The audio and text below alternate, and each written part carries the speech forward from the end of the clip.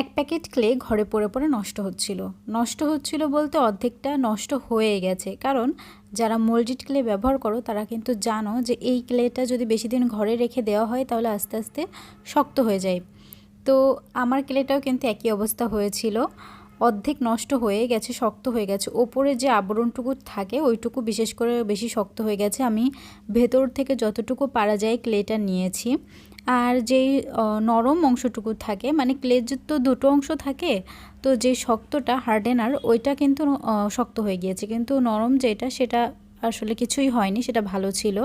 তো যতটুকু পারা গেছে আমি নিয়ে কিছু একটা বানানোর চেষ্টা করছিলাম। তো হঠাৎ করে আমার একটা ভিডিওর কথা মনে পড়লো। আমি অনেক দিন আগে ফেসবুকে দেখেছিলাম ওরা বাটি বানিয়েছিল। যদিও আমার বাটিটা কোনো একটা বিশেষ কাজের হয়নি, তবুও কেমন হয়েছে তোমরা সবাই কমেন্ট করে জানাবে। এইটুকু ক্লে যে আমি কিছু করতে পেরেছি এই আমার মনের অনেক বড় সান্ত্বনা।